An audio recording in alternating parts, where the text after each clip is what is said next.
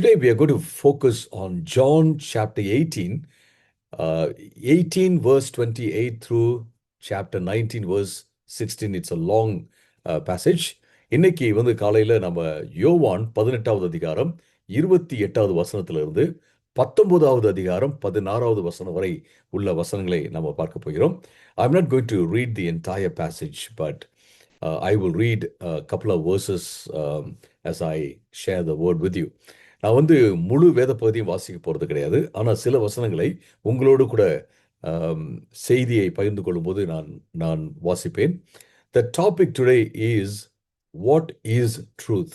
இன்னைக்கு நாம பார்க்க போற தியானிக்க போற தலைப்பு என்ன அப்படின்னா, சத்தியம் என்ன, சத்தியம் என்ன என்ற தலைப்புல, சத்தியம் என்றால் என்ன என்ற தலைப்புல நாம பார்க்க இருக்கிறோம். As you read John chapter 18 verse 28 through chapter 19 verse 16, this is what we find.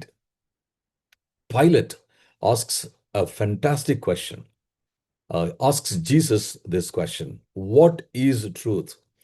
இயேசு கிறிஸ்து கிட்ட பிலாத்து ஒரு அற்புதமான ஒரு கேள்வி கேட்கிறார். முக்கியமான கேள்வி, வாழ்க்கையில நம்ம எல்லோரும் கேட்க வேண்டிய கேள்வியை அவர் கேட்கிறார்.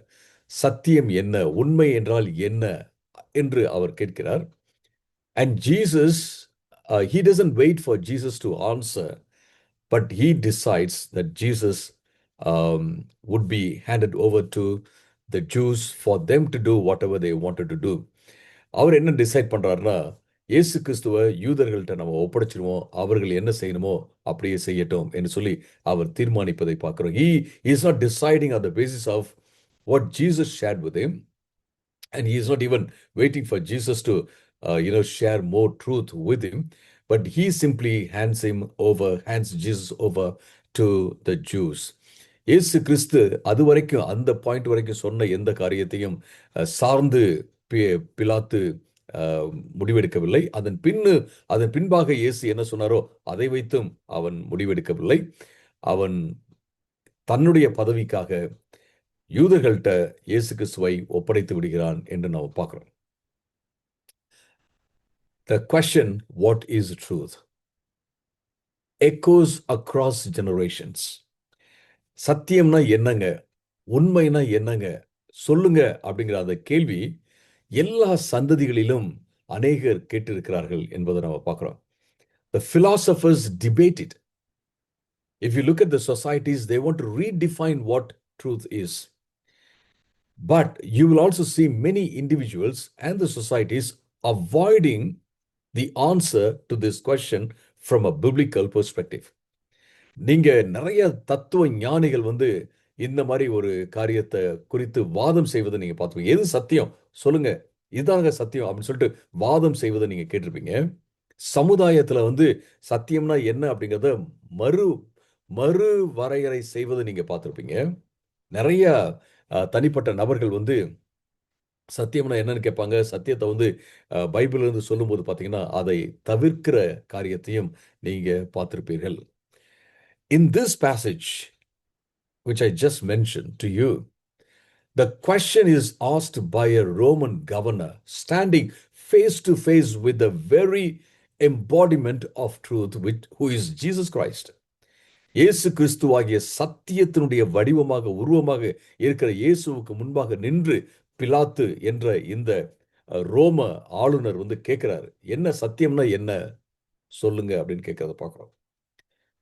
Pontius Pilate was the Roman governor of Judea. He had authority, influence, and power. Yet, when confronted with the case of Jesus Christ, Pilate reveals the tragic weakness of a man who recognizes truth but refuses to stand for it. இங்க நீங்க என்ன பார்க்கறீங்க அப்படின்னு கேட்டீங்கன்னா, பொந்தி பிலாத்து ரோம ஆளுநராக யூதேயாவில் இருக்கிறாரு. அவருக்கு அதிகாரம் இருக்கு, செல்வாக்கு இருக்கு, வல்லமையெல்லாம் இருக்கு. ஆனாலும் இயேசு கிறிஸ்துவாகிய சத்தியத்தை அவர் சந்திக்கும் போது எப்படிப்பட்ட பலவீனத்தில் இருக்கிறார்னா, சத்தியத்தை அறிந்தும் சத்தியத்திற்காக சத்தியத்திற்காக நிற்க மறுக்கிற ஒரு ஆளை தான் நாம இந்த பொந்திய பிலாத்துவில பார்க்கிறோம் அப்படிங்கிறத இந்த வேத பகுதி மிக தெளிவாக நமக்கு சொல்லுகிறது. Pilate's story is not merely about a Roman official in history. It's a mirror reflecting the human heart. பொந்தி பிலாத்தினுடைய கதை அல்லது சம்பவம் எதை காண்பிக்குதுன்னா, சும்மா ஒரு ரோம அதிகாரி இருந்தாரு வரலாறுல, அவர் இப்படி செஞ்சாரு அப்படிங்கிறத காண்பிக்கல. இது மனுஷனுடைய இதயத்தின் நிலைமையை அது சுட்டி காண்பிக்கிறது அப்படிங்கிறத நம்ம பார்க்கிறோம். Even today, many people admire truth, discuss truth, and even recognize truth. But when truth demands courage, sacrifice, or loss, they hesitate to embrace it. இன்னைக்கு கூட நிறைய பேர் பார்த்தீங்க அப்படின்னா, சத்தியத்தை பார்த்து ஆச்சரியப்படுறாங்க, வா அப்படின்னு சொல்றாங்க. சத்தியத்தை குறித்து கலந்துரையாடல் செய்றாங்க. சத்தியத்தை அவங்க புரிஞ்சுக்கிறாங்க. இதுதான் அப்படின்றத ரெகக்னைஸும் பண்றாங்க. அதை அங்கீகரிக்கிறாங்க. ஆனா சத்தியம் என்ன சொல்லணும்னா, நீ தைரியமா எனக்காக நிக்கணும், தியாகம் பண்ணி நிக்கணும், இழப்பையும் தாண்டி நிக்கணும் அப்படின்னு சொல்லும்போது அவர்கள் தயங்குகிறார்கள் அப்படிங்கிறத நம்ம பார்க்கிறோம். The question Pilate asked Jesus remains relevant for every believer today. இங்கே பிலாத்து இயேசு கிறிஸ்துவை பார்த்து கேட்ட கேள்வி, சத்தியம்னா என்ன அப்படின்னு கேட்ட கேள்வி பாத்தீங்கன்னா இன்னைக்கும் எல்லோருக்கும் பொருத்தமான ஒரு காரியமாக இருக்குது. I just want to read that particular text, a couple of verses for you. உங்களுக்காக அந்த ஒரு சில வசனங்களை மட்டும் நான் வாசிக்கிறேன். John chapter 18 verses 36 through 40. யோவான் 18வது அதிகாரம் 36வது வசனத்திலிருந்து 40வது வசனம் வரை நான் உங்களுக்காக வாசிக்கிறேன். ஒரு சின்ன வேத பகுதி மட்டும் நான் உங்களுக்காக வாசிக்கிறேன்.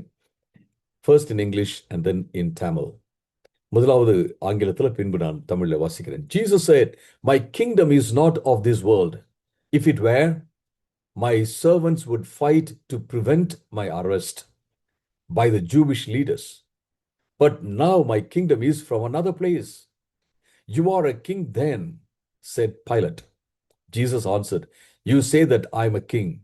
In fact, the reason I was born and came into the world is to testify to the truth. Everyone on the side of truth listens to me." See, Jesus is emphasizing truth. And then, verse number 38, "What is truth?" retorted Pilate. With this, he was not waiting for the answer. He asked this question. With this, he went out again to the Jews gathered there and said, "I find no basis for a charge against him. But it is your custom for me to release to you one prisoner at the time of the Passover. Do you want me to release the king of the Jews?" They shouted back, "No, not him. Give us Barabbas." Now Barabbas has taken part in an uprising. தமிழ்ல வாசிக்கிறேன். யோவான் 18வது அதிகாரம் 36லிருந்து 40 வரைக்கும். யோவான் 18, 36லிருந்து 40 வரைக்கும். இயேசு மறுமொழியாக, "என் ராஜ்யம் இந்த உலகத்துக்கு உரியதல்ல. என் ராஜ்யம் இந்த உலகத்துக்கு உரியதானால் நான் யூதர்களிடத்தில் ஒப்பு கொடுக்காதபடிக்கு என் வேலைக்காரர்கள் போராடி இருப்பார்களே.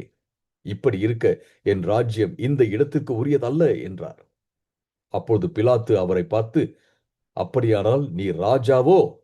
என்றான். இயேசு மறுமொழியாக, "நீர் சொல்லுகிறபடி நான் ராஜா தான். சத்தியத்தை குறித்து சாட்சி கொடுக்கவே நான் பிறந்தேன். இதற்காகவே இந்த உலகத்தில் வந்தேன். சத்தியவான் எவனும் என் சத்தம் கேட்கிறான்" என்றார். இங்கே சத்தியத்தை குறித்து இயேசு கிறிஸ்து பேசுவதை நம்ம பார்க்கிறோம். அதற்கு பிலாத்து, "சத்தியம் என்றால் என்ன?" என்றார். மறுபடியும் அவன் யூதர்களிடத்தில் வெளியே வந்து, சத்தியம் என்றால் என்ன அப்படின்னு இயேசுட கேட்டு, இயேசுடைய பதிலுக்காக அவன் காத்திருக்கவில்லை. உடனே என்ன செய்றான்னா, யூதர்கள்ட்ட போறதை நம்ம பார்க்கிறோம். மறுபடியும் அவன் யூதர்களிடத்தில் வெளியே வந்து, "நான் அவனிடத்தில் ஒரு குற்றமும் காணவில்லை. பஸ்கா பண்டிகையில் நான் உங்களுக்கு ஒருவனை விடுதலை செய்கிற வழக்கம் இருக்கிறது. ஆகவே யூதர்களுடைய ராஜாவை நான் உங்களுக்காக விடுதலை செய்ய உங்களுக்கு விருப்பம் இருக்கிறதா?" என்றார். அப்பொழுது அவர்கள் எல்லோரும் இவனை அல்ல, இவனை அல்ல, பரபாசை விடுதலை செய்ய வேண்டும் என்று மீண்டும் சத்தமிட்டார்கள். அந்த பரபாஸ் என்பவன் திருடனாக இருந்தான், அல்லது ஒரு புரட்சியில அதாவது கவர்மெண்ட்டுக்கு விரோதமாக அவன் செயல்பட்டவனாக அவன் இருந்திருப்பான் சில சொல்றாங்க. Okay, now let me share with you a few thoughts from this passage, from the entire passage. John chapter 18 verse 28 through 19 verse 16. இந்த முழு வேத பகுதியிலிருந்து யோவான் 18வது அதிகாரம் 28வது வசனத்திலிருந்து யோவான் 28வது வசனத்திலிருந்து 19வது அதிகாரம் 16 வசனம் வரைக்கும் உள்ள அந்த வசனத்திலிருந்து சில முக்கியமான கருத்துக்களை நான் உங்களோடு கூட பகிர்ந்து கொள்ள போறேன். The first one is truth ignored by religious hypocrisy. மத மாய்மாலத்தின் மூலமாக மறுக்கப்பட்ட அல்லது மறைக்கப்பட்ட சத்தியம் அப்படிங்கிறத நம்ம பார்க்கிறோம். மத மாய்மாலத்தின் மூலமாக மறுக்கப்பட்ட அல்லது மறைக்கப்பட்ட சத்தியம். If you read John chapter 18 verses 28 through 32, this is what we find. The religious leaders brought Jesus to Pilate early in the morning. Ironically, they refused to enter the governor's palace because they wanted to avoid ceremonial defilement before Passover. நீங்க இந்த வேத பகுதியை நீங்க வாசிச்சீங்கன்னா நன்றாக தெரிகிறது. யோவான் 18:22 32 வரைக்கும் நீங்க வாசிக்கும் போது அதிகாலையில பிலாத்துக்கிட்ட இயேசுவ இந்த மத தலைவர்கள் கொண்டு வராங்க.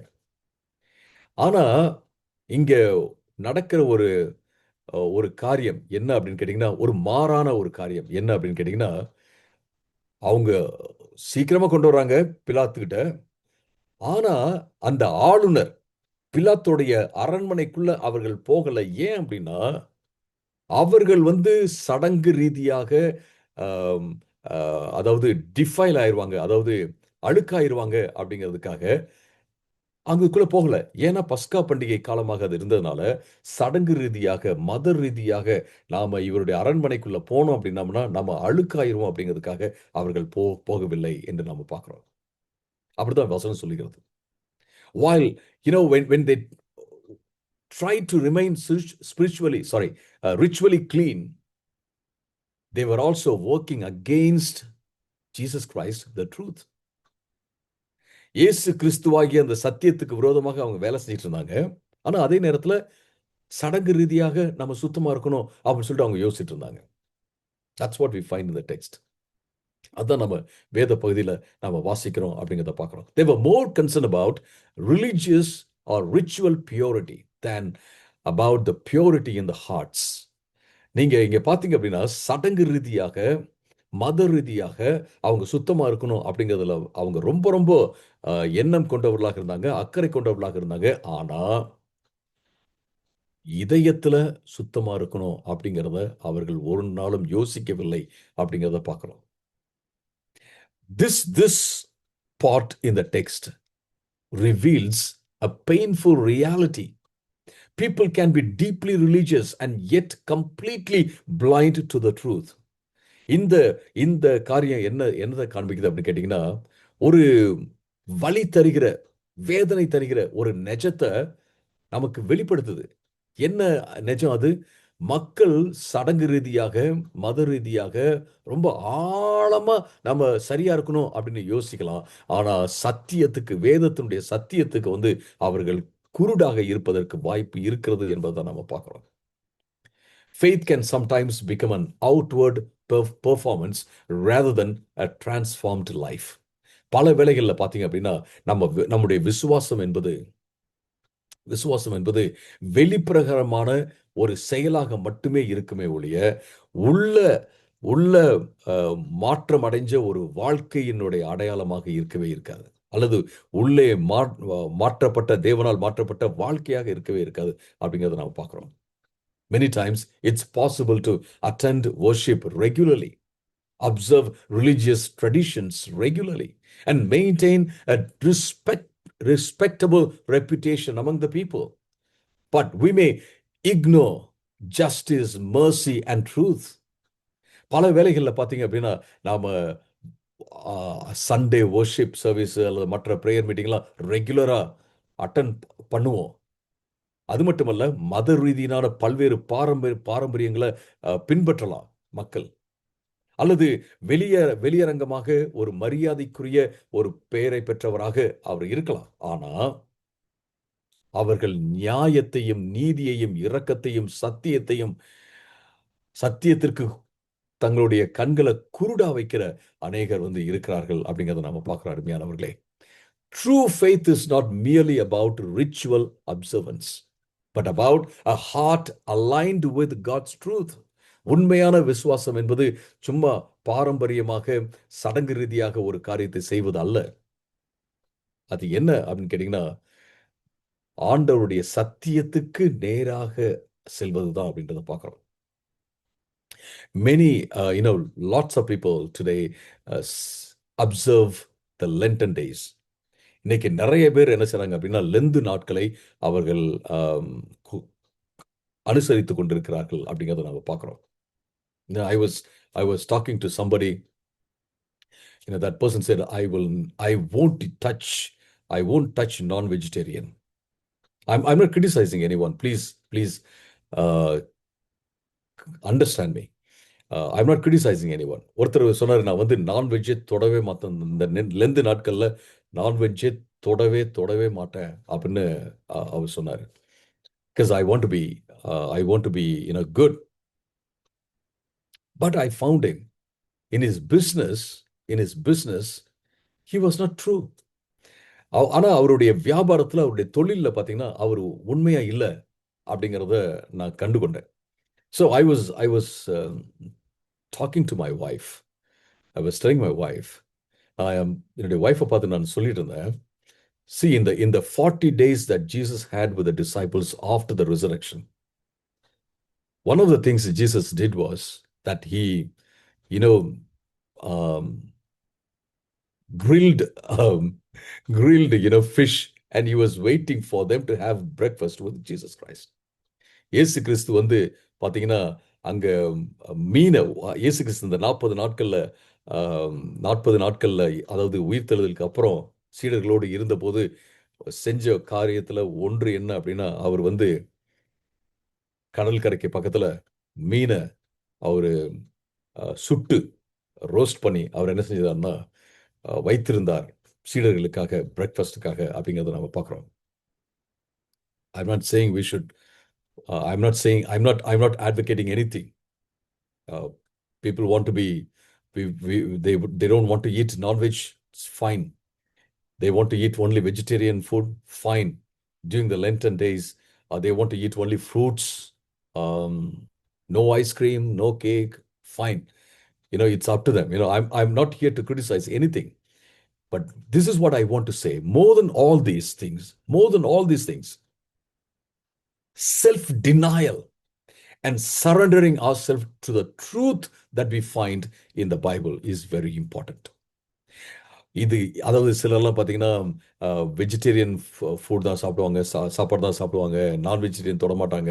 சிலர் ஐஸ்கிரீமை தொட மாட்டேன்னு சொல்லுவாங்க. இந்த நாட்களில் நான் கேக் சாப்பிட மாட்டேன் அப்படின்னு சொல்லுவாங்க. இது எல்லாம் இருக்கட்டும்னா அது அவங்களுடைய ஒரு கன்விக்ஷன் வச்சுக்கோங்களேன். நான் அதை நான் ஒரு குறையும் சொல்லவே இல்லை. அது அவங்க தனிப்பட்ட விஷயம். ஆனா அவங்க தன்னைத்தானே சுயத்தை வெறுக்கவில்லை என்றால், அல்லது அவர்கள் தன்னுடைய இதயத்தை முழுவதுமாக ஆண்டவருடைய சத்தியத்திற்கு சரண்டர் பண்ணல, ஆண்டவருடைய சத்தியத்துக்கு கீழ்ப்படுத்தல அப்படின்னா இது எல்லாமே வேஸ்ட் அப்படிங்கறத நான் பார்க்கிறோம். This is very important. So here we find these people coming to meet Pilate, but they do not want to get into his palace because they would be defiled ceremonially. இங்க பாத்தீங்க அப்படின்னா, பிலாத்து கிட்ட இயேசுவை பிடிச்சி தரன்னு இழுத்துக்கிட்டு வராங்க, சத்தியமாக வராங்க, அவரை கொல்ல வகை பார்க்கறாங்க. they are against truth. அவர்கள் சத்தியத்துக்கு விரோதமாக இருக்கிறார்கள். but they were so much conscious about ceremonial religious purity. ஆனா நீங்க இங்க பாத்தீங்க அப்படின்னா அவர்கள் சடங்கு ரீதியாக மத ரீதியாக நம்ம சுத்தமா இருக்கணும் அப்படிங்கிற விஷயத்துல மிக கவனமாக அக்கறையாக இருப்பதை நம்ம பார்க்கிறோம் அருமையானவர்களே. That's not how we should be. நாம அந்த மாதிரி ஒரு நாளும் இருக்கவே கூடாது என்பதை பார்க்கிறோம். In our church we we are not for useless unnecessary traditions.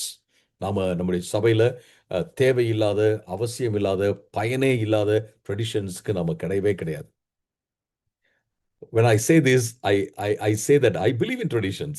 நான் வந்து பாரம்பரியத்தை நான் விசுவாசிக்கிறேன். பாரம்பரியத்தை நான் புறக்கணிச்சு போடணும் அப்படின்னு நான் சொல்ல. There are some good traditions. Like, we say praise the Lord. When people come in, we say praise the Lord. நமக்கு வந்து சில பாரம்பரியங்கள்லாம் ஃபாலோ பண்றதுல எந்த விதமான தப்பு இல்லை. ஒரு நல்ல பாரம்பரியங்கள் இருக்கு. உதாரணத்துக்கு நம்ம வந்து praise the Lordனு சொல்றோம். ஒருத்தவங்களை பார்க்கும்போது சொல்றோம். ஸோ இந்த மாதிரி சில பாரம்பரியங்கள்லாம் நம்ம ஃபாலோ பண்றதுல தப்பு கிடையாது. But useless unnecessary traditions that actually do not take us to the truth or deep into the truth should be really avoided. ஆனா பல்வேறு பாரம்பரியங்கள் நீங்க பாத்தீங்க அப்படின்னா பல்வேறு பாரம்பரியங்கள் நமக்கு வந்து எந்த விதத்திலும் உதவி செய்யறதே கிடையாது. சத்தியத்துக்குள்ள ஆழமாக கொண்டு செல்வதே கிடையாது. அவைகளை நாம நிச்சயமாக தவிர்க்க வேண்டும், தூக்கி எறிய வேண்டும் என்று நான் சொல்வேன் அருமையானவர்களே. The second thing I want to share with you is truth encountered but not embraced. இங்க சத்தியத்தை பிலாத்து வந்து சந்திக்கிறாரு, ஆனா அதை பிடிச்சுக்கல அப்படின்றத நம்ம பார்க்கிறோம். Jesus is standing face to face with him. He is the embodiment of truth. And then he talks about truth and he asks this question, what is truth? And he doesn't wait to listen to Jesus' answer. இங்கே பார்த்தீங்கன்னா இயேசு கிறிஸ்து அவனுக்கு முன்பாக நிற்கிறார். அவர்தான் சத்தியத்துடைய உருவம், சத்தியத்துடைய வடிவம். ஆனா சத்தியம்னா என்ன அப்படின்னு சொல்லிட்டு அவன் கேட்கிறான். ஆனா இயேசு அங்கு பதில் சொல்வதற்கும் அந்த பதிலை உள்வாங்கிக் கொள்வதற்கும் அவன் அங்கு நிற்கவில்லை என்பதை நம்ம பார்க்கிறோம். And Pilate questioned Jesus privately this time. இந்த இடத்துல பார்த்தீங்கன்னா தனிப்பட்ட விதத்துல இயேசு கிட்ட தனியா அவர் வந்து பேசுவதை நம்ம பார்க்கிறோம். He could have listened to what the truth was. இயேசு கிறிஸ்து சொன்னார் இல்லைங்களா, அந்த சத்தியம் என்ன அப்படிங்கிறத அவர் வந்து கேட்டிருக்கலாம். ஏன்னா he was standing with Jesus in a private place, not in public. அங்க பாத்தீங்கன்னா தனிப்பட்ட ஒரு இடத்துல தான் பிலாத்து அங்க நின்று கொண்டு இருக்கிறார். அவர்கிட்ட கேட்டிருக்கலாம், ஆனா கேட்கவில்லை என்பதை பார்க்கிறோம். Didn't Jesus say I am the way, the truth and the life? இயேசு கிறிஸ்து நானே வழியும் சத்தியமும் ஜீவனுமாய் இருக்கிறேன் அப்படின்னு இயேசு சொல்லவில்லையா? Yes, he did. இயேசு சொன்னார். But Pilate failed to recognize the truth who was standing right in front of him. அவருக்கு முன்பாக நின்ற அந்த சத்தியத்தை அவன் பார்க்க முடியாமல் போய்விட்டது, பார்க்கவில்லை என்று நாம் பார்க்க தவறிவிட்டான் என்று நாம் பார்க்கிறோம் அருமையானவர்களே.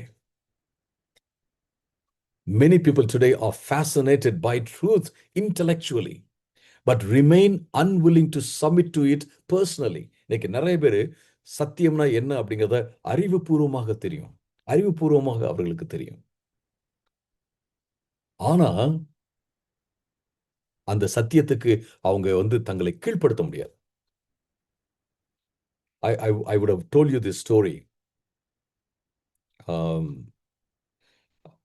about what happened in Shimla when I was distributing tracts long back, many years before.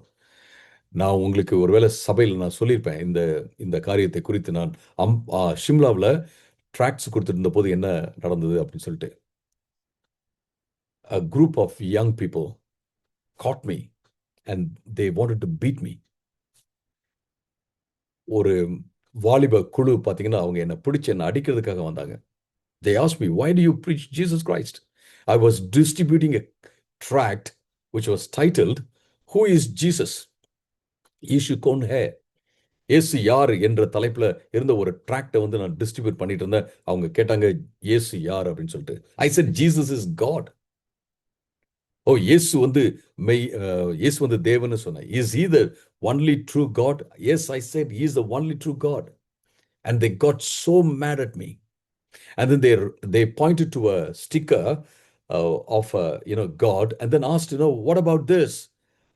I said, I do not know about that, but I know about Jesus Christ.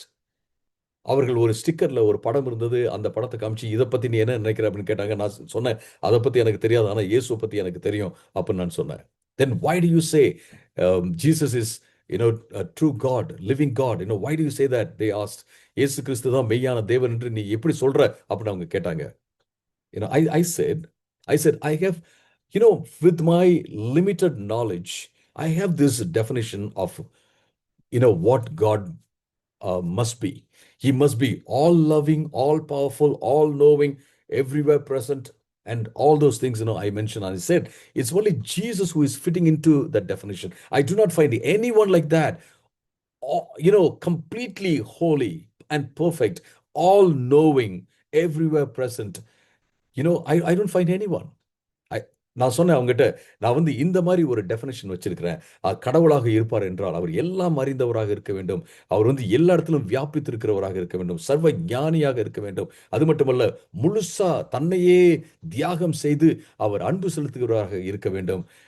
இப்படி நான் எல்லாத்தையும் நான் சொல்லி சொன்னேன். இந்த இந்த இந்த வரையறைக்குள்ள யாரும் ஃபிட் ஆகிற மாதிரி தெரியல.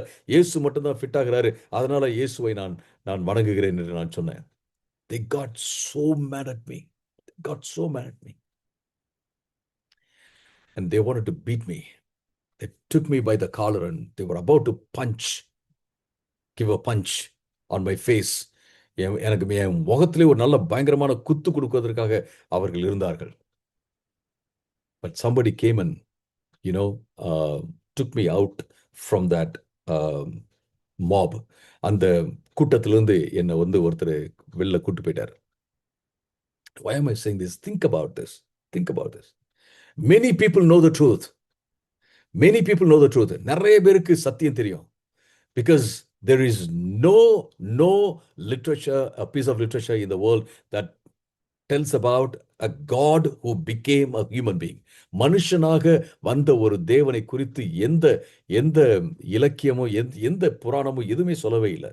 மனுஷனாக வந்தது. In fact Jesus, and there is no person in any literature, religious literature, that he became a small tissue, conceived in a mother's womb, and grew up and was delivered, and grew up as a man.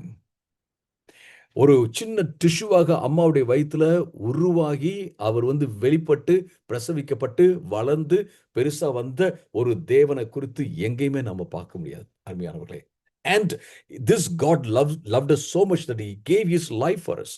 இந்த தேவன் நம்மை அவர் வந்து எந்த அளவுக்கு நேசிச்சார்னா நேசிச்சு தன்னுடைய ஜீவனையை கொடுத்தார் என்று நம்ம பார்க்கிறோம். Do we find anyone like that? No. My friends, many people know the truth. And this Jesus was resurrected.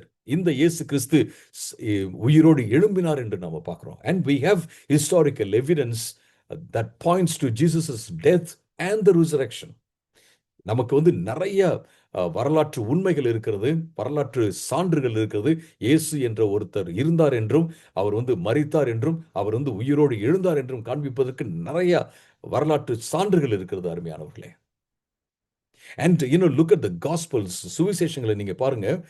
And the Gospels were written and compiled and were in circulation within 35 to 50 years from the death and resurrection of Jesus Christ. இயேசு கிறிஸ்து மரித்து ஒரு 35ல இருந்து ஒரு 50 வருஷத்துக்குள்ளாரையே நீங்க பாத்தீங்கன்னா இந்த சுவிசேஷங்கள் எல்லாமே எழுதப்பட்டு மக்களுக்கு வந்து வாசிப்பதற்காக கொடுக்கப்பட்டது என்பதை நம்ம பார்க்கிறோம். And the eyewitnesses of Jesus Christ's death and the resurrection were still living.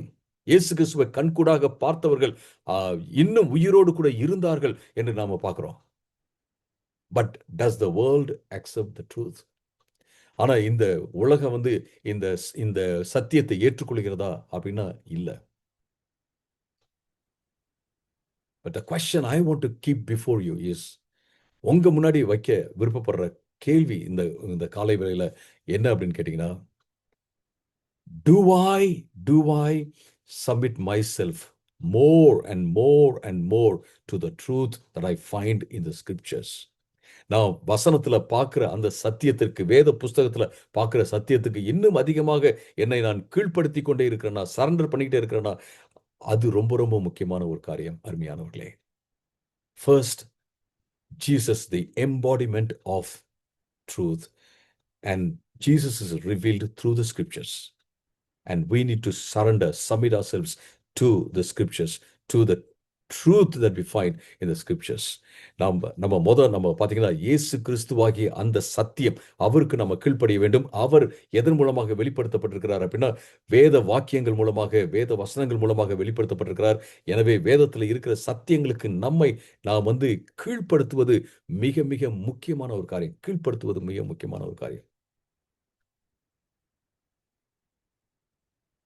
What is shaping you? What is shaping you? Some ideas or concepts or philosophies made by humans. உங்களை எது வடிவமைக்கிறது? நீங்க யோசித்து பாருங்க. என்ன எது வடிவமைக்கிறது? நான் யோசித்து பார்க்க வேண்டும். மனுஷர்கள் உருவாக்கின சில கருத்துகளும் தத்துவங்களுமா? Or are you shaped by the truth from the scriptures? அல்லது நீங்க வேத வசனத்திலிருந்து வருகிற அந்த சத்தியத்தின் மூலமாக வடிவமைக்கப்படுகிறீர்களா? I'm not rejecting the philosophies wholesale. I'm not rejecting the concepts or ideas that come from humans wholesale. I'm not saying that. நான் யார் என்ன சொன்னாலும் நம்ம உடனே தவிர்த்தணும், எந்த தத்துவமா இருந்தாலும் நாம தவிர்த்து விட வேண்டும் என்று நான் அப்படி சொல்ல. Even Paul was referring to the philosophies and the poets among the Greeks in Acts chapter 17. But he used that as a bridge to take the people to the truth. அங்க பாத்தீங்கன்னா அப்போஸ்தலர் நடபடிகள்ல 17வது அதிகாரத்துல நாம பார்க்கிறோம். பவுல் அன்றைக்கு இருந்த தத்துவ ஞானிகளுடைய கருத்துக்களை உபயோகப்படுத்துறாரு. தவறானதும் கொஞ்சம் உண்மையானதையும் அவர் அங்க பயன்படுத்துவதை பார்க்கிறோம். எதுக்கு அப்படின்னா, மக்களை உண்மையான சத்தியத்திற்கு கொண்டு செல்வதற்கு அவர் பயன்படுத்துறாரு அப்படிங்கிறத நான் பார்க்கிறோம். But I want to tell you, my friends, every philosophy, every idea that's created by human beings may have, half truth, a little bit of truth, but they do not have whole truth. But Jesus has the whole truth, and Jesus is the whole truth. நம்ம என்ன பார்க்கிறோம் அப்படின்னு கேட்டீங்கன்னா, மனுஷர்கள் உருவாக்குற தத்துவங்களோ அல்லது கருத்துக்களோ எதுவாக இருந்தாலும் சரி, அதுல கொஞ்சம் வேணா உண்மை இருக்கலாம். ஆனா இயேசு கிறிஸ்து முழுமையாக உண்மையானவராக அவர் இருக்கிறார், சத்தியமாக இருக்கிறார் அப்படிங்கிறத பார்க்கிறோம். The first question we need to ask every time is, does the Bible say this? Does the Bible advocate this? Does the Bible teach this? நம்ம ஒவ்வொரு நாளும் நம்ம கேட்க வேண்டிய முதல் கேள்வி என்னன்னா, வேத வசனம் இதை சொல்லுகிறதா? வேத வசனம் இதை டீச் பண்ணுதா? இயேசு கிறிஸ்து அப்படி பண்ணாரா? Did Jesus do this? Does Jesus teach this? இயேசு கிறிஸ்து இதை நமக்கு சொல்றாரா அப்படின்னு பார்க்கிறது ரொம்ப ரொம்ப முக்கியமான ஒரு காரியம். And truth should never be compromised for convenience. சத்தியம் ஒரு நாள் நம்முடைய வசதிக்காக நாம அதை சமரசம் பண்ணவே கூடாது என்பதை பார்க்கிறோம். Pilate repeatedly declared that he found no guilt in Jesus. இயேசு கிறிஸ்து கிட்ட எந்த குற்றமும் அவன் பார்க்கலன்னு சொல்லிட்டு பிலாத்து சொல்றதை நம்ம பார்க்கிறோம். Yet instead of releasing him immediately, Pilate attempted several compromises. இயேசு கிறிஸ்து கிட்ட எந்த குற்றமும் பார்க்கல அப்படின்னு சொல்லிட்டு ஏன் உடனடியாக இயேசுவை ரிலீஸ் பண்ணல? ஏன் அப்படின்னு கேட்டீங்கன்னா, அவர் நிறைய காம்ப்ரமைசஸ் பண்ணாரு அப்படிங்கறத நம்ம பார்க்கிறோம். He offered to release Jesus through the Passover custom. When that failed, he ordered Jesus to be flogged, perhaps hoping the crowd would be satisfied with punishment rather than execution or crucifixion. இந்த இடத்துல பாத்தீங்கன்னா, இயேசு கிறிஸ்துவை release பண்றேன்னு அவர் சொல்றாரு. எதுக்கு அப்படின்னு கேட்டீங்கன்னா, இந்த பஸ்கா பண்டிகையில யாரையாவது ஒருத்தர் ரிலீஸ் பண்ணோம் அப்படின்னு நான் ரிலீஸ் பண்றேன் அப்படின்னு சொல்றாரு. ஆனா அதுவும் முடியல அப்படின்னும் போது அவர் என்ன செய்யறாருன்னா, இயேசுவை சவுக்கால அடிப்பதற்காக அவர் கட்டளையிடுகிறார். ஒருவேளை அவர் இப்படிதான் இவர் யோசிக்கிறார். சவுக்கால அடிச்சு அவங்க விட்டுருவாங்க அப்படின்னு யோசிக்கிறாரு. இயேசுவை கொலை செய்ய மாட்டாங்கன்னு யோசிக்கிறாரு. அப்படிதான் யோசித்து அவர் பண்றாரு. Pilate was attempting to balance justice with political convenience because they were threatening Pilate, and Pilate was more concerned about his position and power. நீங்க இங்க பாத்தீங்க அப்படின்னா, இங்க பிலாத்து என்ன செய்யறாருன்னா, தன்னுடைய அரசியல் வசதிக்காக நியாயத்தையே புரட்டி போடுவதை நாம பார்க்கிறோம். ஏன்னா அவங்க பயமுறுத்துறாங்க, நீ நீ வந்து ரோம பேரரசுக்கே எதிராளியா மாறிடுவ, நீ இவனை கொல்லலாம் அப்படின்னு சொல்லிட்டு அவர்கள் வந்து பயமுறுத்துறாங்க. ஒருவேளை ஒரு பெரிய புரட்சியை பண்ணி ஆம், இந்த ஆளுநரையே மாற்றுவதற்கு அவங்க முயற்சி பண்ணலாம். With all this in his mind, with all this is in his mind, he compromised the truth. இது எல்லாத்தையும் மனசுல வச்சு அவர் பார்த்தீங்க அப்படின்னா சத்தியத்தையே அவர் வந்து சமரசம் பண்ணிவிட்டார் அப்படின்றத பார்க்குறோம். Today I want you to make a pledge. I want to make a pledge once again. Once again, I know you have made this pledge. இந்த காலை வேளையில இந்த உறுதியை நீங்க பண்ணும்படியா நான் கேட்கிறேன். நானும் பண்ண போறேன். நம்ம எல்லோருமே நம்ம பண்ணியிருக்கிறோம். எனக்கு நல்லா தெரிகிறது. We want to make this pledge. God, come what may, even at the cost of my life, I will never compromise. I will submit to the truth which is based on the Bible. ஆண்டவரே, நான் வந்து ஒரு நாளும் என்ன வந்தாலும் சரி, வாழ்க்கையே போனாலும் சரி, சத்தியத்துல வசனத்துல இருக்கிற சத்தியத்துக்கு நான் கீழ்ப்படிவேன். நான் அதை காம்ப்ரமைஸே பண்ண மாட்டேன் அப்படின்ட்டு நம்ம ஒரு உறுதி எடுப்பது மிக மிக முக்கியமான ஒரு காரியம். Will God be happy about it? Yes, God will be so happy about it. I want to say that, when you renew this pledge, I'm not saying that you have never made. When you renew this pledge, God will be very happy. நீங்க நானும் நம்ம எல்லோரும் சேர்ந்து இந்த இந்த உறுதியை வந்து புதுப்பித்துக் கொள்ளும்போது நம்ம ஆண்டவர்கிட்ட சொல்லும்போது பார்த்தீங்க அப்படின்னா ஆண்டவர் ரொம்ப ரொம்ப சந்தோஷமாக இருப்பார். ரொம்ப ரொம்ப சந்தோஷமா இருப்பார். There is nothing more important than just following Christ. இயேசு கிறிஸ்துவை பின்பற்றுவதை காட்டிலும் ஒரு பெரிய விஷயம் இந்த உலகத்துல இருக்கவே முடியாது அருமையானவர்களே. People may look down on you. They may put you to shame. They may reject you. They may even think that you are of low class. மக்கள் வந்து உங்களை தவிர்க்கலாம், அலட்சியப்படுத்தலாம், வெட்கப்படுத்தலாம். அவங்க வந்து நீங்க லோ கிளாஸ் அப்படின்னு கூட அவங்க சொல்லலாம். But just stand with Christ. நீங்க இயேசுவோடு கூட என்றென்றைக்கு நில்லுங்க. Just what picture this in your mind. உங்க மைண்ட்ல இந்த பிக்சர் நீங்க கொண்டு வரும்படியா நான் கேட்கிறேன். You are standing with Christ. நீங்க இயேசுவோடு நிக்கிறீங்க. You are standing with Christ. இயேசுவோட நிக்கிறீங்க. இயேசுவோட நிக்கிறீங்க. You are walking with Christ. You are sitting with Christ. நீங்க இயேசுவோட நடக்கிறீங்க. இயேசுவோட உட்கார்ந்துருக்கீங்க. You are proud that way because you've got something greater than anything in the world.